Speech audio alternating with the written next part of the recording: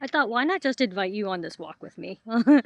um, One of my favorite times to myself has become these walks that I'm doing.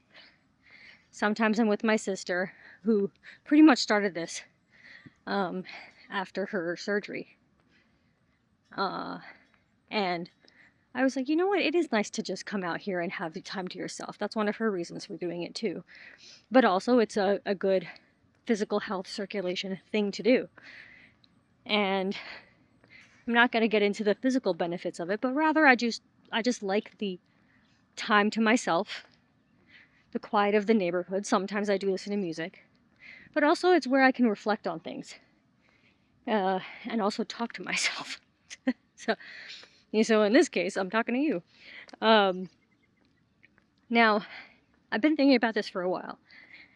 I know I'm not alone in this, but I think that something that would be really healthy to do for all of us. Well, I won't say for all of us. I can't speak for everybody, but for me, something that I am finding myself still struggling with after all this time of doing quite a bit of inner work, personal development. I still, I guess, can't quite grasp what it means to choose myself. I think I have it. I think I have it figured out. And it's possible that my understanding of that still is pretty surface level, right?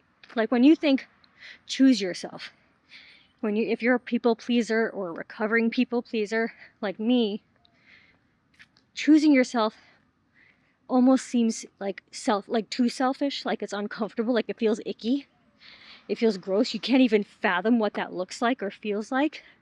You think immediately that you're being cold and abrasive to people. In fact, you probably judge people who do genuinely just choose themselves in a healthy way, but we perceive them as like, whoa, what an off-putting person, right? This might have been a mistake actually, because I'm walking where the cars are driving, so hopefully my audio will be okay, because it's kind of too late. But anyway, we see people like this out in the world who are good examples of that, and we judge them for it. And if you know Brene Brown, her work when it comes to matters of shame, what she has said is that we often judge other people for things that we are prone to judgment of. Like self-judgment, I guess, so self-shame. And so when we are judging people who are choosing themselves, it's because we don't know the satisfaction, the safety, I think, of, or the self-security, right? We don't know that what that feels like, because we are still on some level, in some way, in some area of our lives, we are still choosing other people or putting other people's before us in a way that's damaging, that's harmful to us. And it can be so scary to change the narrative, because what it could mean to choose yourself, and I think it's one of the things that holds me back, what it could mean is the relationships that you have that may be benefited from you not choosing yourself will fall apart. And so that attachment kind of, can hit. Not everybody wants to go that way, that lone wolf way, so to speak. And there's no guarantee it's going to be like that, but it's certainly scary, the fear of the unknown, right? And so I know that can be a barrier for me to do what it really means to choose myself, or perhaps I just need to figure out what that actually means for me, define it for myself. And I'm all about balance, I'm all about balance. And I've always been defined as, and have always considered myself to be, not to toot my own horn, a generous person. And so I don't want that quality in me to just go cold or, get hardened because I'm choosing myself right now, right? So there's like a balance here that I'm still navigating. So I want to be able to document that, what that looks like for me, what I'm trying right now to go in that direction, to really um, just lean into that more than ever, and I might get really uncomfortable as well, and probably really lonely. I mean, again, it's something that's on the forefront of my mind. It's something that I worry about, and I feel like maybe if I lean in that direction and not be so scared of it, I mean, at the end of it, if the payoff is finding myself, cultivating that really loving relationship with myself, it sounds worthwhile. And usually the things that scare us are the very things that we need to do. I'm gonna be working on this for quite a bit. And I think the reason why I decided to lean into this so much harder than I've ever done is I still have noticed that I get triggered by the same thing over and over again in my personal relationships, work relationships. This feeling comes up all the time. I don't feel prioritized. I don't feel chosen by these people. I don't feel cared about. I don't feel considered. I don't feel thought of. And while I have gotten really good at coaching myself through these things, talking myself off the ledge, at least being aware of when these moments are happening for me, I guess I'm getting to a point where I'm like, okay, but what can I do to give myself that security to soothe that part of me that still feels so hurt and so abandoned? And this might be a multiple angle tackle thing. But, to start, right? I know that I am building consistency within my own life, within my own building a routine, right? So that little bit of consistency and showing up no matter what, because I've defined the tasks that I want to do consistently as important to me, right? So now this is like, hey, this thing is important to Ruby. I'm going to do it because it's important to Ruby. I don't have to be perfect about it. I just got to do it because this is important to Ruby. And essentially building up the evidence to myself that actually I do hold myself to higher esteem. I do care about what my needs are. I do care about my own feelings. I do care about how I feel about myself. And doing it in these small doses, just by way of a routine that I promised I would do, right? It kind of goes back to a previous thing I did where I was mentioning integrity being an important personal principle of mine, and how your self-esteem gets hurt when you don't live in alignment with your personal principles. And so slowly repairing, I think, that relationship with myself by doing what I say I'm going to do, is, I know, in small pieces, slowly but surely, going to help build that up. But also I still want to be able to define what that looks like. Because yeah, I can build up a nice routine. I can start being consistent with myself and everything. But again, a lot of the things that have been triggering me, that triggered this decision, is falling in my personal relationships. I'm triggered in those connections that I have where I maybe just, it's not even an assumption about myself or how I feel about myself in those cases, but how I might be assuming other people to show up for me. Or how just in general it feels like, oh, I only, like, if I know that it's probably not going to be beneficial for me to believe that I am the only one I have in this world and nobody else could be relied upon but myself, because I feel like that's going to defeat the purpose, because I just want to have better relationships. I just want to have more fulfilling relationships. And so that's the other part. That's the part that I think is going to need some more exploration, some more questioning, maybe. Let me just turn around, actually, because I wasn't trying to make this walk go that long. But yeah, so what does it mean to choose myself? Especially if it seems like I'm still maybe looking for attention from other people or validation from other people. I'm trying to connect with other people. And the fact that when I'm not getting that, I'm feeling upset. I'm feeling sad. I'm feeling genuine frustration and fear. Like, these are things that are coming up for me. And I'm so proud of the journey so far, how I've gotten to this point where I can acknowledge that I'm feeling this way, and I'm not getting swept up by it. I'm not being triggered to actions by it that are not going to be helpful, right? Like, I'm very proud of that amount of progress that I've made. So I feel like, at least at this time, the best thing to do, and if any of this sounds familiar for you, I invite you to give it a shot too if you haven't already. And hopefully it doesn't sound redundant, right? Because it's not like I haven't looked into this before. For me, I think it might be helpful to think about the things that I would say rather be doing on my own by myself. Just something that me, myself, and I can do and enjoy. Get an idea of what things I would rather do than maybe, like, I would rather do alone. Like, much rather do alone. You know, because to choose myself, I feel like, means that I'm happy in my own company. Can you come up with things that you would rather do than, you know, that you would rather put your attention on, that are important to you or meaningful to you, not something shallow, not something surface level.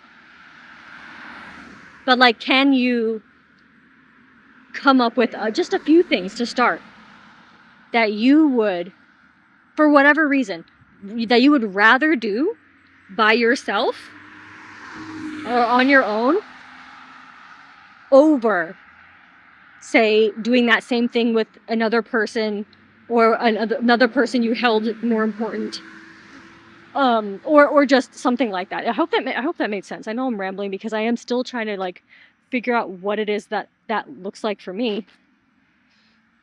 But I feel like that might fall in line with this.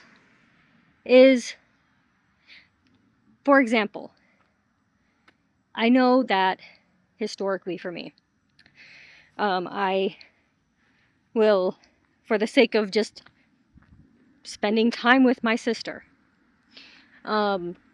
she'll be home either from work or she'll be home all day, and she is watching a show that looks interesting and I want to watch it too. At the same time, I have these goals for myself. She has the benefit of having her own, like, she has work. She doesn't have to go to school. She doesn't have to, like, do anything to further her skills or whatever. You know, she's at that point, which is great for her. So she has, like, spare time. And I'm not like that, right? I'm self-employed. So I have been wanting to build a creative practice, focus on developing my skills as an artist more. This means self-initiation. This means self-study. This means actually sitting down to focus and put the practice in. But how am I going to do that if I'm allowing myself to be distracted by her watching a drama? And because I want to watch it with her, I want to spend bonding time with her, as if I can't do that any other time. So I abandoned my goal, my personal goal that's important to me, to basically not waste time. I'm not saying that to be disrespectful to her, but, like, I'm choosing that connection, that quality time. And it's a TV show. Is it really bonding when you're just sitting there watching something together? Let's be honest about that, right? We can have some really fun discussions about these things, but it's not really, like, the most in-depth bonding that you can have with a person. But I'm kind of telling myself that it's for the connection of it, right? It's to spend time with her. But that's not quality time when you think about it. So I'm abandoning my personal important goal that means a lot to me to spend low quality time with my sister. So it could have been worth the exchange if it was a higher quality time spent with her, right? But I didn't choose that. I chose this and abandoned my very important goal. So that's just an example of, like, where I can see that I did not choose myself in this moment. And it's not in that moment I can see myself saying, you know, of course I love her. I want to spend time with her. But perhaps reserving my time that I want to spend with her to just something that's of a higher quality.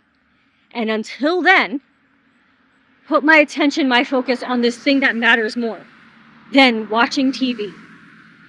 That could have been, that's a great example of where I could have definitely chosen myself, right? So that's what I mean, is like thinking about the things that you would rather be doing that are important or meaningful to you. At least for me, it's important that it means something to me, because that just makes me more motivated to do it, regardless, right? So, and these are usually things that I would be doing solo, that I could do solo.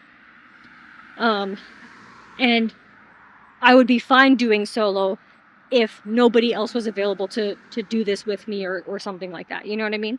So I think that's a good start, is kind of sitting in with yourself and reflecting on what are some things that you would rather be doing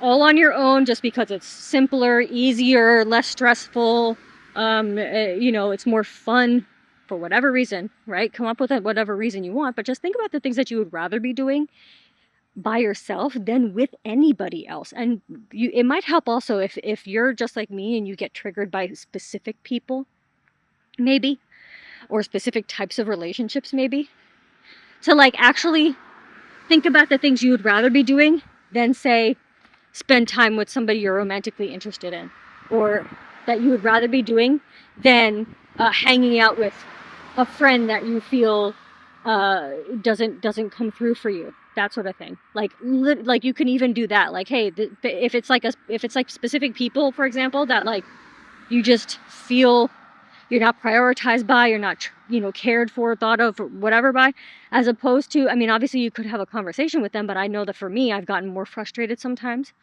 So that's why I'm like, you know what, actually, instead of even trying to have a conversation, certainly not when I'm triggered, right? So it's not great to have that conversation when you're triggered, perhaps letting yourself chill. But I feel like maybe it's more helpful to, do that after I've done something with myself, that I've actively chosen to do, because I know I would be more satisfied, more content doing this on my own than, say, doing anything or that thing with that person in particular. So it might be something worth exploring. I feel like in general, when you're choosing yourself, it's because you've chosen other people, so I feel like this is very much tied into like interpersonal relationships and how you show up in those, your dynamic with certain people. That's usually where this is coming from, so it's probably why I keep going in that direction when I'm talking about this. So if that is something that you're struggling with, right? So if that is something that you're struggling with, give that a shot. I'm going to give it a shot for myself. We can exchange notes. And as things are coming up for me as like more opportunities, more ways to choose myself, then I will obviously share. I'm so, it's funny because this is going to take conscious effort from me. And I can't help the jealousy I feel towards people who seem to just do it so effortlessly. And it's not to say that they never struggle with it. Maybe they never did. Lucky them. But the people that have gotten to that point, I want to, instead of be jealous, I want to use them as inspiration. Like, look at what they have been able to enjoy with their life by not being bothered anymore by people coming and going or doing whatever the hell, or they're not bothered about speaking their truth, about speaking up for themselves, standing up for themselves when they need to, and yeah, I mean, I want that to be an inspiration for me, because my gosh, the amount of peace, that precious peace that we all deserve to experience, if that peace is disturbed by other people, by our tendency to abandon ourselves, I think we owe it to ourselves to figure this out, right? I want that for everybody, to be to that point where you are not afraid. And actually, you're more afraid of losing yourself, like dead ass, you're more afraid of losing yourself than losing that person who's just not good to have around. You know what I mean? That's what I really want. I can't emphasize that enough. Because at some point you get really tired of things being the way that they are, the same patterns, the same routines. Like, and you know, being generous enough, gracious enough to not take it so personal, but still be able to walk away because you know that you deserve better. Um, I'm striving for that, basically. And I don't know what that's going to look like. I also have to reconcile the potential possibility of that meaning that I am really going to live the rest of my life alone. Um, yeah, I mean, that is the thing that I'm still reconciling with. But I am going to push through that fear because, again, if the ultimate goal is to come home to yourself, the ultimate goal is to have a really fulfilled life and relationship with yourself, you don't want to just say that that's worthwhile. You really do want to feel it in your fucking bones. Feel it down to your soul. And that is some deep work. I'm going to leave it at that. But I hope that this resonates. And I hope that if you're, struggling with that same thing, that you join me on this.